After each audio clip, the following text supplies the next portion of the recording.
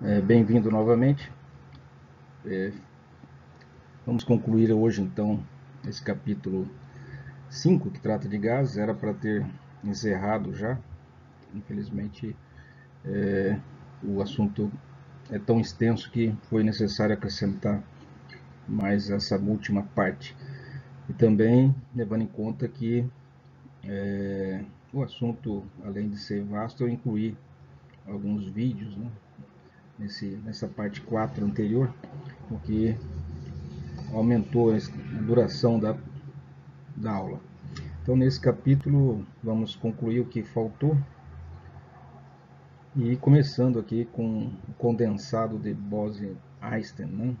Então, isso daqui foi levantado a ideia de que se a temperatura está relacionada com a velocidade das moléculas e dos átomos dos gases, então se você conseguir parar, deter, né, uma molécula, ou seja, movimento zero, você teria um estado especial.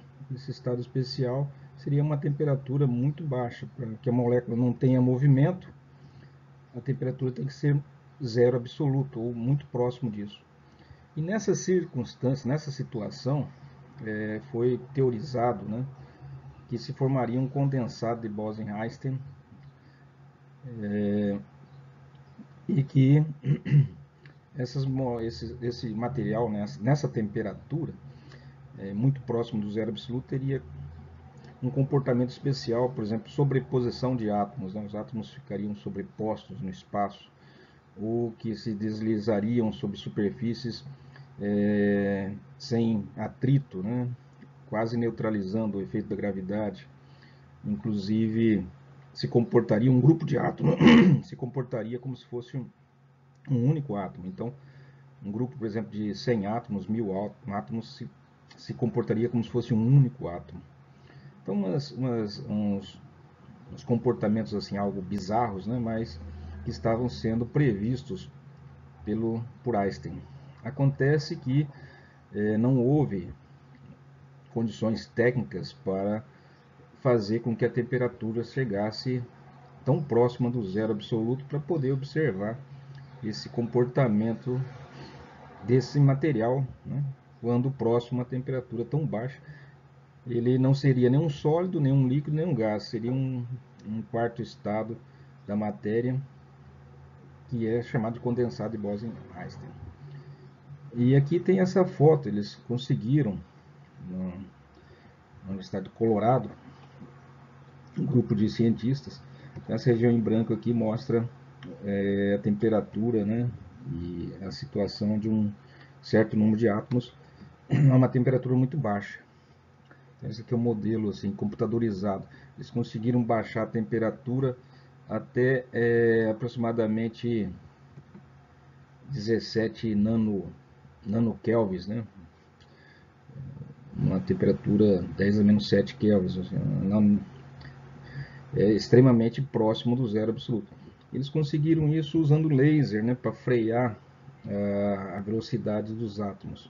Então, o laser foi aplicado de forma que retesse um grupo de átomos, e esses átomos, por parar, né, praticamente serem paralisados, né, por esses lasers que seriam aplicados em diversas posições, fariam com que esses átomos perdessem seu movimento, paralisasse eles.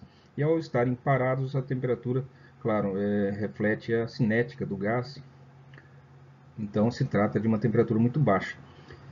E daí foi possível estudar algumas né, comportamentos, e realmente as previsões de Einstein se confirmaram, e algumas coisas novas também muito interessantes e isso também foram descritas aí nessa temperatura. Inclusive, no último caso, houve o sumiço, né, como se houvesse uma implosão.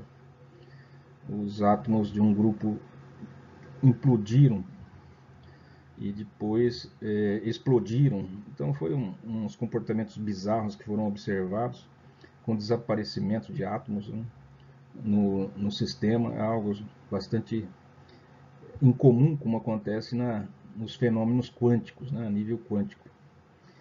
Então isso aí só é possível a baixíssima temperatura, a distribuição. Então eles conseguiram isso com átomos de rubídio, né, um grupo de átomos de rubídio.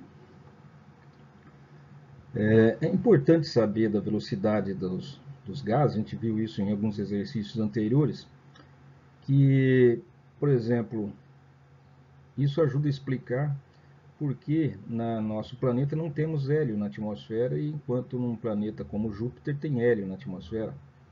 Ou por que Marte não tem atmosfera, né? Esse tipo de explicação tem que ser levado em conta também o comportamento dos gases.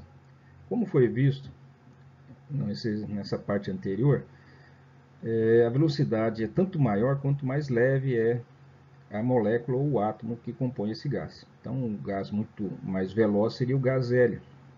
Se a velocidade do gás hélio é muito elevada, ele consegue escapar da nossa gravidade terrestre. Ele escapa para o espaço sideral. E, de fato, isso vem acontecendo. Por isso que na nossa atmosfera a quantidade de hélio é muito pequena. Ainda existe hélio porque ele é produzido de fontes naturais, então sempre existe um vestígio de hélio. Mas à medida que ele é colocado na atmosfera, ele vai sendo eliminado, ele sai. O metano é um gás que também é produzido normalmente por seres vivos. Não se encontra uma fonte de gás metano que não seja de origem orgânica. Então, e tem outro motivo para celebrar, por exemplo, o encontro de metano em Marte. Aí pode dizer, mas esse metano estaria lá de muito tempo. Então, mas esse metano também escapa para a atmosfera. Então, se ele não está sendo reposto por algum processo orgânico, ele também não teria uma explicação. Não viria de fontes outras que não fossem orgânicas. Então, a probabilidade de haver vida em Marte produzindo metano é relativamente maior, né? Ou teria que encontrar uma explicação por uma fonte natural, não orgânica de metano. Então a atmosfera da Terra retém os gases, porque a velocidade, né, para que um gás escape da atração gravitacional, ele tem que ter uma certa velocidade. E essa velocidade é atingida por moléculas leves, ou átomos leves, que então são mais velozes. Outra coisa é que é a difusão dos gases, né? A gente vai ver isso ao longo desse capítulo. Então, a difusão de gás é a mistura gradual de moléculas de um gás com molécula de outro, em virtude de suas propriedades cinéticas. Então, um gás vai se difundindo ou se misturando com outros gases, e esse fenômeno se chama difusão. É o processo que ocorre, por exemplo, quando você abre uma tampa, um frasco de amônia em um canto do laboratório, e no outro canto do laboratório alguém começa a sentir o cheiro. Então, os gases, né, o vapor de amônia, no caso o gás de amônia, ele vai chegar até você, mas leva um certo tempo. Por que ele não vem rápido? Se a velocidade dessas moléculas gasosas são tão elevadas, por que não chega tão rápido ao seu olfato? Porque elas fazem um percurso todo irregular, como estamos vendo aqui. Ele sai, vai colidindo com outras moléculas do ar e vai tendo um percurso todo irregular. Então a velocidade não se trata de uma velocidade em linha reta, se trata da velocidade que ele vai se chocando à medida que vai se movendo com moléculas do gás ambiente. Então isso se chama difusão gasosa. Então quando você abre um frasco, os vapores ou o próprio gás, né, que se libera vai se misturando com a atmosfera. Então essa mistura se chama difusão. Aqui no caso, se você pegar um frasco de amônia tem 17 gramas por mol, tá certo? Então ele é bem levinho. E aqui você tem um frasco de ácido clorídrico, que é 36 gramas por mol, ou seja, se for tratar de uma molécula de ácido de HCl, seria 36 unidades de massa atômica, né? Prótons mais nêutrons. Enquanto que uma molécula de amônia é 17 unidades de massa atômica, prótons mais nêutrons. Então ela é bem mais leve. E se ela é bem mais leve, ela se move mais velozmente. Note que ao se encontrar os dois gases, a coloração fica branca, porque acontece uma reação química com formação de um sal chamado cloreto de amônia. Só que o cloreto de amônia está se formando mais próximo do ácido clorídrico e não mais próximo do, né, como estamos vendo aqui os vapores, esses vapores brancos não é ácido clorídrico que está evaporando. No caso seria o cloreto de amônia que vai se formando. E ele vai se formar mais próximo do ácido clorídrico, porque a velocidade com que o NH3, por ser mais leve, chega até as proximidades do galão de ácido clorídrico é maior do que a velocidade, né? E portanto o tempo que vai levar para que as moléculas de ácido clorídrico chegarem às proximidades do frasco de amônia. Então ela se vê mais se formando aqui perto, pelo menos inicialmente.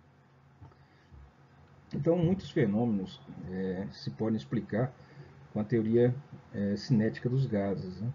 Uma diferença entre gás e vapor também pode ser dada da seguinte maneira: se você tiver uma substância que nas condições normais de temperatura e pressão for um líquido, o que sai dele são vapores, por exemplo, a água. Em condições normais de temperatura e pressão, a água é um líquido. Então, quando você encontra, né, nessas condições, você vai encontrar apenas vapor de água na atmosfera. Gasolina também é um líquido nas condições. Então, o que você sente quando alguém está abastecendo o seu carro são o odor, né, dos vapores da gasolina. O álcool, quando você abre uma garrafa de álcool, o álcool é um líquido nas condições normais de temperatura e pressão, né?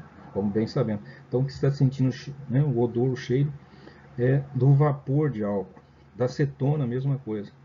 Agora, CO2, gás carbônico, ele não, é inodor, mas ele se trata do gás, porque o gás carbônico, nas condições normais de temperatura e pressão, já é um gás, não é um líquido. O mesmo podemos falar do oxigênio, nas nossas condições normais de temperatura e pressão, é um gás. O nitrogênio também é um gás. E várias outras substâncias são gases já a temperatura ambiente. Isso não significa que elas não se tornem um líquido. Quando você abaixar a temperatura a 100, 200 graus abaixo de zero, vão se tornar líquidos, mas nas condições normais de temperatura e pressão são gases, portanto, são tratadas como gases. Enquanto as substâncias que são líquidas nessas condições, você sente o cheiro, né, dos vapores. Então, vapor é para quando a substância vem de uma substância que é líquida nas condições normais de temperatura e pressão. E gás é quando a substância de origem, né, já é um gás nas condições normais de temperatura e pressão. Então tá aqui, vai se formando cloreto de amônia, tá vendo? Que é o sal. Esse sal que vai se formando resulta do encontro de uma molécula de amônia com uma molécula de ácido clorídrico. Daí forma esse cloreto de amônia, que é uma substância salina, mas por ser muito fina, ela forma uma espécie de uma poeira, né, de uma fumaça branca. Essa fumaça branca, claro, esse sal vai precipitar uma hora. Ele vai cair ao solo aqui. Mas no momento que se forma, ele ainda está disperso aí no ar. Aqui estaria as velocidades, né? A velocidade com que uma molécula circula está para a velocidade com que a outra molécula circula, assim como a raiz quadrada da massa da segunda molécula está para a massa da primeira, a massa molar, tá certo? Então, se você tem, se quiser saber quantas vezes, no caso, a amônia, R1, né? A amônia é mais veloz do que o ácido clorídrico, divide a velocidade de um pela outra, vai ser igual a raiz quadrada da massa molar do ácido clorídrico, que é 36, dividido pela massa molar da amônia, que é 17. Certo? O numerador aqui é a velocidade por exemplo, da amônia, mas aqui está a massa molar do ácido clorídrico. Aqui embaixo estaria a velocidade do ácido clorídrico e aqui a massa molar da amônia, tá certo? Então essa aqui é uma equação matemática que foi deduzida da teoria cinética, do tratamento matemático e experimental da teoria cinética dos gases. A teoria cinética dos gases se baseia em enunciados bem simples, né? Em hipóteses e conjecturas bem simples e fácil de entender intuitivamente, qualitativamente, mas quando se trata de fazer um tratamento matemático para chegar a conclusões e equações, o trabalho matemático é bastante complexo. Se trata aí de termodinâmica estatística, distribuição normal, então usa equações matemáticas mais complicadas que são estudadas em fisicoquímica. Aqui não vamos nos aprofundar, porque se trata de um curso de Química Geral também, não é nosso objetivo e não está no escopo. Mas entenda então que as equações aqui já foram feitas, muitas delas são intuitivas, né? São intuitivas, dá para entender que moléculas mais leves costumam ser mais velozes, moléculas mais pesadas mais lentas, para ter a mesma energia cinética. Mas se for tentar fazer um tratamento matemático, vai exigir um conhecimento mais aprofundado de matemática. A efusão, enquanto a difusão é a mistura de dois gases, né? Como vimos anteriormente, o gás ácido clorídrico se difundindo para a atmosfera. Difusão, tá se difundindo. O gás, né, amônia, está se difundindo para a atmosfera. Aí pode até me perguntar, mas você não falou que gás vem de uma substância gasosa?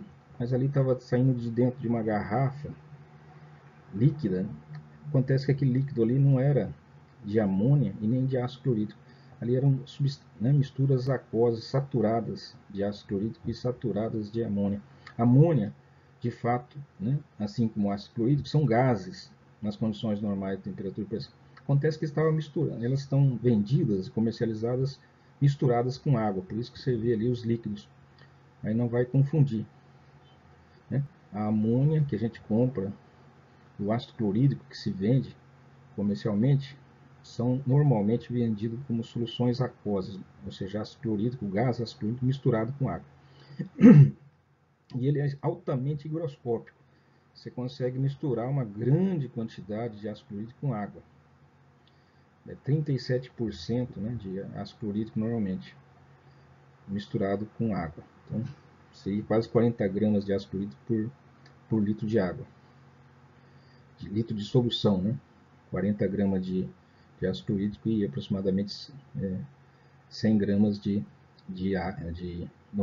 60 gramas de água, que falta para 100.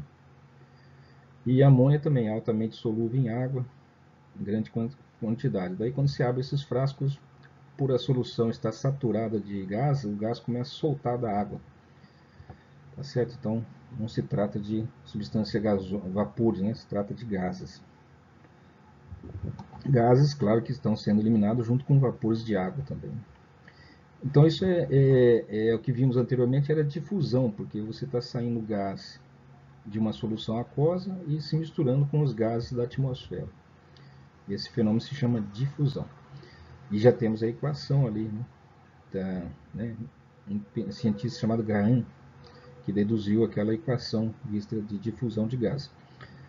A efusão de gás é quando você tem um recipiente com um gás qualquer e um outro recipiente sem gás nenhum, e daí você faz um orifício por onde o gás pode se efundir aqui de um recipiente para outro. Então aqui nós temos vazio, vácuo, e aqui nós temos um gás e temos um orifício, ou um ducto que faz comunicação, permitindo que os gases saiam de onde estão para uma câmara vazia de vácuo Daí existe uma velocidade, né, um tempo que leva, assim como existe um certo tempo para acontecer a difusão de gases, né, que é o tempo que você sente o cheiro de um gás. Apesar de eles serem tão velozes, eles vão se chocando, né, em se tratando de efusão, né, difusão de gases, difusão na atmosférica. Os gases escapam, vão se chocando com as moléculas do gás atmosférico, por exemplo, e vão se misturando, mas daí não consegue vir muito rapidamente em nenhuma direção, porque as moléculas vão se chocando entre elas e vão fazendo aquele caminho cheio de zigue-zague. Aqui não, é efusão, o gás só tem um orifício para passar e vai levar um certo tempo para a quantidade de gás que está num recipiente se igualar com a quantidade de gás que está no outro recipiente, e essa passagem de um recipiente para outro se chama efusão. Efusão de gás é o processo pelo qual o gás, sob pressão, que está aqui do lado esquerdo, escapa de um compartimento, de um recipiente para outro, passando por uma pequena abertura. Então isso aqui é efusão de gás. E também obedece, sabe, a mesma lei da difusão, ou seja, a velocidade com que um gás vai se difundir é similar, né, em relação a outro, é similar à lei, é a mesma lei que leva para difundir. Então, quanto tempo leva para, né, para se difundir um gás em relação a outro? Também é o mesmo tempo que leva, a mesma relação que leva aqui para de um gás em relação ao outro para passar de um recipiente para outro. Se você tiver bromo, que é um gás, um vapor, né, um vapor muito pesado, denso, né, um vapor denso, ele vai demorar mais tempo para passar pelo orifício, porque ele é lento, são moléculas lentas. Se você tiver gás hélio, ele vai passar muito mais rapidamente pelo orifício e a efusão vai ser mais rápida. Quanto mais rápida, vai mostrar aquela equação que a gente mostrou anteriormente, vai mostrar quanto o bromo seria menos rápido que o hélio, por exemplo, por aquela equação. Então a equação é a mesma. Só que aqui, em vez de você dizer velocidade, você pode usar o tempo, né? O tempo que vai levar para que os gases se igualem, né? A quantidade que está num recipiente em relação ao que está no outro. Então, para um determinado, para os gases mais velozes, o tempo vai ser mais curto, né? Para os gases mais lentos, o tempo vai ser maior. Então, daí o tempo usado pela molécula 2, né, a molécula 2 teria uma massa molar 2 aqui, massa molar 2, leva um tempo 2 para acontecer o equilíbrio. A molécula 1 tem uma massa molecular 1 e leva um tempo 1. Você quer saber quanto a massa de um é maior que a outra? Se você souber o tempo né, de cada um deles, você descobre a massa molar. Então, esses exercícios que aparecem massa molar servem para tem um método aí, né, tem um instrumento, né, uma ferramenta para você descobrir experimentalmente a massa dos compostos. Se você sabe o tempo que levou para difundir, como que você descobre o tempo? Coloca um manômetro aqui e um manômetro aqui. Aqui está medindo uma atmosfera que está zero, né, vácuo. Daí você abre o registro e conta quanto tempo vai levar para as duas pressões se igualarem. Aí você anota aqui o tempo. Aí você repete o fenômeno, né, o processo, com outro gás. Coloca um manômetro aqui, abre o recipiente e espera para ver quanto tempo leva para as pressões se igualarem. A pressão nesse recipiente ser igual a desse outro compartimento. Daí você coloca os dois aqui. Se você sabe a massa de um deles, você descobre a massa do outro, a massa molar do outro, pela essa relação de tempo aqui. Então você descobre a massa molar de um gás desconhecido simplesmente pelo tempo que ele leva para se efundir de um compartimento para outro em comparação com outro gás conhecido. Tem exercícios aí que se usa para resolver esse tipo de exercício. Então aqui está um exercício. Um gás inflamado, composto apenas por carbono e hidrogênio. Tá vendo? Vamos usar esse fenômeno para descobrir a massa molar, né? A estrutura de um gás desconhecido, simplesmente usando aí o tempo de efusão e a massa molar de um gás conhecido. Então, comparando, existe um gás desconhecido que leva um certo tempo, e existe um gás conhecido que leva outro tempo. E você compara o tempo, né, divide o tempo de um e o tempo do outro, vai ser proporcional à raiz quadrada das massas molares deles. Então está aqui. Um gás inflamado composto apenas por carbono e hidrogênio, você sabe apenas isso, né? A fórmula empírica, ou elementar, né? A gente já viu o exercício sobre isso. É encontrado para efusão através de uma barreira porosa, leva 1,5 minutos para que esse gás se difunda, aconteça uma efusão, no caso, não uma efusão. Sobre as mesmas condições de temperatura e pressão e volume, né, iguais, um outro vapor de bromo leva 4,73 minutos para ocorrer essa efusão. Então, enquanto um gás desconhecido, composto apenas de carbono e hidrogênio, leva 1,5 minutos, os vapores de bromo leva, né, nas mesmas condições, leva 4,73 minutos para efundir de um compartimento para outro. Ele quer que calcule a massa molar do gás desconhecido e sugira o que esse gás pode ser. Então, derrame de gás, moléculas de gás se movem de um compartimento de alta pressão na esquerda para um de baixa pressão à direita até as pressões se igualarem. Daí você calcula o tempo que leva para isso acontecer e com base nesses valores você descobre, vejam só, descobre a massa molar de um gás desconhecido, só por esses tempos. Vamos lá. A estratégia.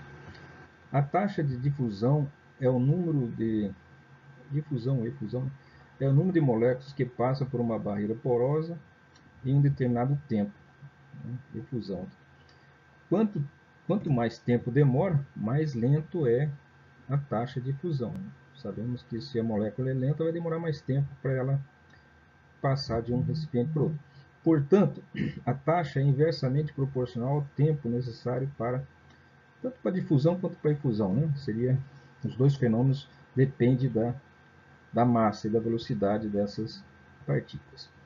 Então, pela equação que vimos anteriormente, no caso da efusão, ela depende, é a mesma coisa que o tempo, né? A velocidade e o tempo estão diretamente proporcional. Quanto mais veloz, menor o tempo. Quanto mais massa, né, também mais lento será. Né? Então, existe uma correlação entre massa e tempo de efusão. Né? Onde T1 e tempo 2 são os tempos para efusão dos gases 1 e 2, respectivamente. Então, com essa, ou você sabe a velocidade, ou você sabe os tempos de efusão, que são diretamente proporcionais à velocidade. Então, você pode, em vez de usar as velocidades, que são desconhecidas, você pode usar os tempos, que são diretamente relacionados. Essa equação são equivalentes. Então, essa é a estratégia. Você tem o tempo do bromo, tem o tempo do gás desconhecido, tem a massa do bromo, só falta a massa molar do composto desconhecido. Você descobre ela por essa equação. Então, está aqui. Às vezes se coloca ponto aqui porque vem do inglês, a tradução do inglês faltou passar para vir. Da massa molar do bromo, né? A massa molar, nós temos que as duas massas molares, né? Uma do desconhecido levou 1,5 minutos e do bromo 4,73 minutos. O bromo, né, aqui, massa molar do bromo está aqui embaixo, 159,8 gramas por mol. Massa molar da substância desconhecida, não sabemos. Sabemos que é composto apenas de carbono e hidrogênio, mas não sabemos quantos de carbono e quanto de hidrogênio ela tem. Por exemplo, benzeno é formado de carbono e hidrogênio. Né? O hexano, a gasolina, também é carbono e hidrogênio, mas qual é a proporção de carbono e hidrogênio? Desconhecido. Então, esse M em itálico aqui, é a massa molar do gás desconhecido. A solução para M nos fornece, então, é fornecida por essa, né? Nós elevamos dos dois lados ao quadrado para eliminar essa raiz quadrada aqui. Então, já leva esse lado ao quadrado. Depois você multiplica pelo denominador aqui, vai multiplicando aqui. Então, esse resultado dessa conta vai dar 16,1 gramas por mol. Essa é a massa da molécula formada de carbono e hidrogênio. Agora você já tem certas informações. Você sabe que é formado de carbono e hidrogênio, que ao mesmo tempo tem massa 16. Quem seria? Sabemos que os carbonos se ligam com 4 hidrogênios para formar o metano. É o mais simples das moléculas. Então não tem como você fazer outra que não seja com um carbono e 4 hidrogênios, certo? Para dar 16. 12 do carbono, 4 hidrogênios, cada um pesa 1,08, vai dar aproximadamente 16,1 gramas por mol, tá? Então é esse o valor. É essa a forma molecular, formada apenas de carbono e hidrogênio. Quanto de hidrogênio? 4 hidrogênio para 1 carbono. Desvios do comportamento normal, ideal. Acontece que nem sempre os gases, as equações do gás, né? Essa equação que nós vemos dos gases, se chama do gás ideal, né? Os gases reais, às vezes, se comportam um pouquinho diferente. Então, um gás ideal é sempre pressão-volume igual a nRT. Ou seja, se você jogar o RT dividindo, fica aqui o número de, né, o número de mols é o resultado da pressão vezes o volume dividido pela constante de gás vezes a temperatura. Se você colocar 1 mol de um gás em um recipiente, então se o N for 1, PV tem que ser igual a RT, né, para dar divisão igual a 1. Mas essa divisão nem sempre dá igual a 1, o que mostra que em certas condições o gás não se comporta como previsto, né? PV, né? Pressão vezes volume dividido por R, né? Vezes T, nem sempre vai ser igual a 1 quando sendo de fato 1 mol que você está colocando, né? Você está colocando 1 mol e esse 1 mol deveria, né, por exemplo, ocupar 22,4 litros, né, ao nível do mar, né, e a pressão de uma atmosfera. Acontece que à medida que você aumenta a pressão, e, né, consequentemente vai variando o volume, né, correspondente, a temperatura também vai sofrendo as variações correspondentes, mas essa divisão tinha que continuar sendo 1, e não acontece isso. Começa a fugir das condições ideais quando há altas pressões. Olha, mas tem que ser altas pressões, ou seja, a pressão quase zero, ou próxima do zero, ou próxima de 1 pelo menos, porque ó, 200 está aqui, quer dizer que 1 estaria, se 200 está aqui nessa posição, 1 estaria bem próximo do zero aqui. Então, bem próximo do zero da pressão de uma atmosfera, todos os gases se comportam da mesma maneira, né? Estão bem aqui. Ou seja, o N realmente é 1. Né? É 1, está aqui. Agora o gás ideal sempre é 1, né? Em qualquer situação. O gás ideal, mas os gases reais, esse valor nem sempre é 1, mostrando que os gases se comportam de maneira que não obedece essa equação quando as pressões são muito altas, por exemplo. A pressões muito altas, os gases, e a temperaturas muito baixas também, muito próximo do zero, né, do absoluto, ou a temperaturas muito baixas de uma forma geral, os gases também não têm essa correlação perfeita aqui, certo?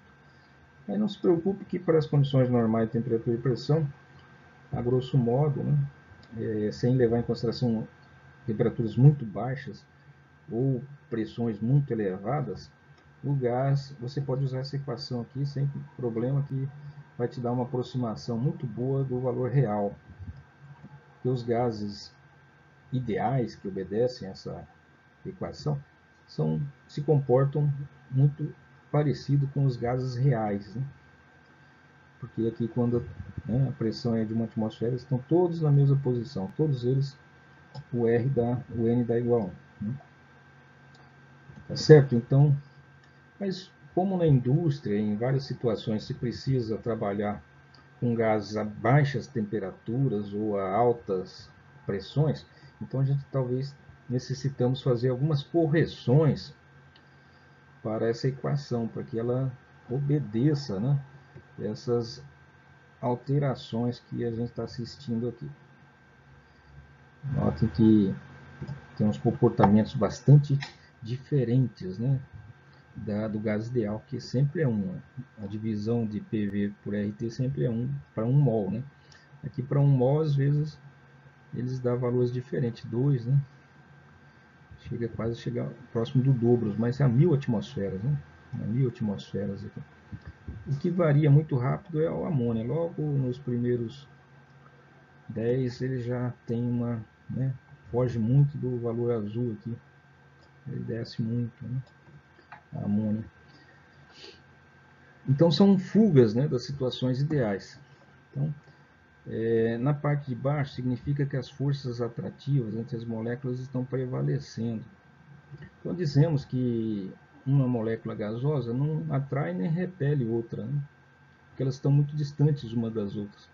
Mas quando você aumenta a pressão, você faz com que as moléculas fiquem suficientemente próximas, né, devido à alta pressão, você faz com que elas se aproximem. E daí elas começam a se atrair, porque estando próximas elas se interagem mais entre elas, ou se repelir. Então se as forças atrativas começam a ser mais importantes, prevalecer, daí faz com que existe uma distorção na equação. Certo? Essa parte abaixo aqui é distorções em que a força atrativa está distorcendo a equação. E aqui as forças repulsivas elas estão se aproximando, né, e as forças repulsivas entre elas estão distorcendo a equação. Certo? Por isso que elas tomam essa direção aqui. Quando as forças repulsivas e atrativas são neutras, não existem, são zero, então o comportamento é próximo do gás ideal.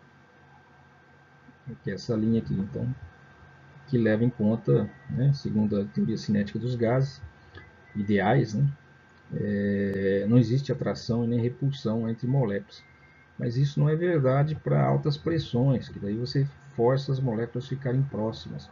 Ou a baixíssimas temperaturas, que daí elas também, ao perder energia cinética, elas ficam mais lentas e ficam mais próximas e começam a interagir também entre elas. Então vejam que, na verdade, né, essa daqui é uma partícula de um gás que vai se chocar contra a parede de um recipiente que contém esse gás. Então, se não existisse atração entre as partículas do gás, essa daqui representa a atração ou a repulsão. Se existir interação entre elas, normalmente atração, né, normalmente são de atração, ela vai frear a velocidade com que ela vai se chocar com a parede. Principalmente se elas estiverem suficientemente próximas, né, por causa da pressão elevada. Se a pressão é elevada, elas estão suficientemente próximas e a atração entre elas, e às vezes a repulsão entre elas, vai alterar a velocidade com que ela se choca contra a parede. Se for de repulsão, vai se chocar com mais força e a pressão vai ser maior. Mas se existir, né, atração entre elas, né, intensas, né, significativas, daí vai frear a velocidade com que ela se choca contra a parede, daí vai diminuir a pressão. Isso daí são distorções que podem ocorrer somente se as partículas do gás estiverem suficientemente próximas a ponto de haver essas interações. E elas só ficam suficientemente próximas a altas pressões, porque daí você força elas a ficarem mais próximas, ou a baixas temperaturas, porque daí você diminui a velocidade delas, ficam mais lentas, consequentemente elas ficam mais próximas também. Então, são situações em que, né, é assim que se explica essas fugas de comportamento ideal baseado na teoria cinética dos gases. É uma forma de visualizar intuitivamente, qualitativamente, como isso acontece. Quantitativamente se usa equações matemáticas que muitas vezes são formuladas utilizando aí processos matemáticos complexos, né, que não vem ao caso. Van der Waals, quem fez as mudanças na equação foi Van der Waals. Então, ele diz que a pressão tem que ser corrigida por esse fator aqui, certo? E o volume tem que ser corrigido por esse fator aqui. E, né, sabemos que é pressão vezes volume igual a nRT, né? A pressão tem que ser acrescido de um fator e o volume tem que ser subtraído de uma certa parcela aqui. E agora você tem a equação de Van der Waals corrigida. O que é o N? O N é o número de mols. O volume é o volume do recipiente em litros, né, tal como a gente ia fazer. Aqui o V continua sendo o volume em litros. Esse N é o número de mols, assim como esse N aqui. Só que aqui tem um B, esse Bzinho é próprio para cada tipo de gás, tem um B diferente, né? Esse B é uma constante diferente para cada gás. E esse A também é uma constante, tem que ser fornecida, ninguém é obrigado a saber. Cada gás tem um Azinho que é usado aqui para fazer a correção da pressão, né, juntamente com N e V. Se o volume for fixo ou não, né, o N for fixo, você vai colocar aqui. E aqui o volume tem que ser, esse Bzinho também é um fator de correção para o volume, né, na equação. Tá? Daí sim você pode usar essa equação aqui, que ele vai ser bem mais realista os valores, né, corresponder ao que ocorre de fato a altas pressões e baixas temperaturas. Então esse aqui essa parcela faz uma correção da pressão e essa parcela aqui faz a correção do volume. Daí fica pressão corrigida vezes volume corrigido igual a nRT. Aqui tem alguns fatores de correção, o valor do A, que como falei tem que ser olhado nessas tabelas, não tem outra maneira. Aqui notem que a pressão é muito importante a massa. Né? Elementos que têm massa muito pequenas, como hélices, o fator de correção é bem pequeno. Moléculas muito mais pesadas, como o tetracloreto de carbono, de todas essa é a mais pesada, já tem um fator de correção maior. Então vai depender da massa da molécula. Moléculas mais pesadas tendem a ter menor velocidade, então acabam, né, interagindo mais entre elas. Moléculas mais leves são mais velozes e, portanto, não interagem tanto entre elas. Aqui o fator B é o fator do volume, né? Note que são valores muito pequenos, então quase que a correção do volume é muito pequena a correção. Também ela é maior para moléculas de gasosas mais pesadas. O maior valor está para... Então, para elementos gasosos pequenos, de baixa massa, certo?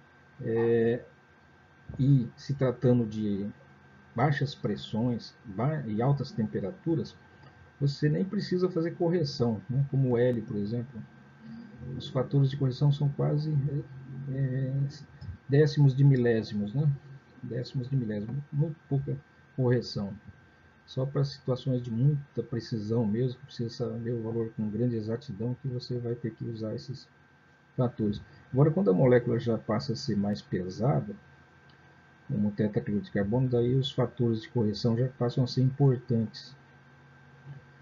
Então, isso aqui já são, né, se você for para a indústria e tiver que usar situações mais precisas, né, você vai ter que usar essa lei dos gases, né, lei geral dos gases, que é também chamado Van der Waals, né, equação de Van der Waals para os gases. Ele que deduziu esses valores aqui, matematicamente. Então, nada como um exercício para praticar. Dado que 3,5 mols de amônio ocupam 5,20 litros a 47 graus centígrados, calcule a pressão do gás em atmosfera usando a equação do gás ideal e a equação corrigida, né, de Van der Waals. Então vamos lá, só para ver o quanto uma está mais próxima da realidade que a outra. Para calcular a pressão da amônia usando a equação do gás ideal, procedemos como nos exercícios anteriores, né? Já fizemos muitas vezes, aplicamos aí a equação do gás ideal, né? Que correções são feitas nos termos de pressão e volume na equação do Van der Waals? Você vai ter que olhar na tabelinha que a gente acabou de passar e pegar os valores para a amônia, né? De A e B. O resto você já tem que é dado. Então aqui, primeiro, usando a equação ideal, né, dos gases ideal. Temos os dados seguintes: o volume é 5,20 litros, a temperatura é 47 graus centígrados, você tem que somar com 273, porque você só pode usar a temperatura em kelvins, lembre-se, né?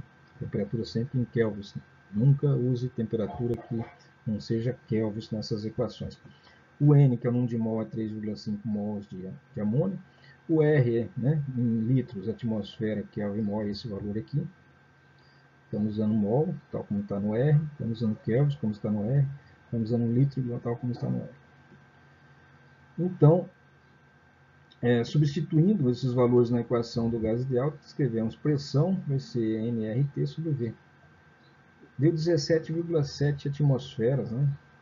Se você colocar 3,5 mols de amônia, né, num recipiente de 5,20 litros a 320 kelvins, ele vai exercer uma pressão de 17,7 atmosferas. Isso é importante saber para tudo, né? Para calcular a capacidade do recipiente, se ele vai explodir, se ele vai aguentar essa pressão ou não, né? Quanto de gás você pode armazenar dentro de um recipiente antes que você estoure, né, o recipiente. Enfim, né? Tudo isso são informações importantes que pode ter utilidade prática. Agora vamos calcular para, né, a situação em que usamos os fatores de correção. Vamos usar a equação de Van der Waals. Ele disse, né, você olhando na tabelinha lá, ninguém precisa saber de cor, o fator de correção para a pressão é 4,17 atmosfera para cada litro ao quadrado, mol ao quadrado. E o B, que é o fator de correção do volume, é de 0,0371 litros para cada mol. Então, de modo que os termos de correção para pressão e volume são esse fator de correção aqui, que está na equação de Van der Waals, 4,17, né, que é o A, né? Acabamos de ver aqui, 4,17 litro ao quadrado, mol ao quadrado. Quantidade de mol é N, né? N ao quadrado, ele deu 3,5 mol ao quadrado. E o volume ao quadrado, ele foi dado também 5,2 ao quadrado. Isso aqui vai dar, você vai simplificar mol ao quadrado com mol ao quadrado, litro ao quadrado com litro ao quadrado, vai ficar 1,89 atmosfera, é a pressão corrigida. E o volume corrigido? O volume corrigido é NB. Né? Esse é o fator de correção do volume. O N foi dado 3,5, tal como está aqui, 3,5. E o B foi pego na tabela, 0,0371. Você multiplica, mol derruba mol. A correção do volume é 0,13, né? Ou seja, 130 ml. Então agora com esses fatores de correção, você joga na equação de Van der Waals, você substitui lá.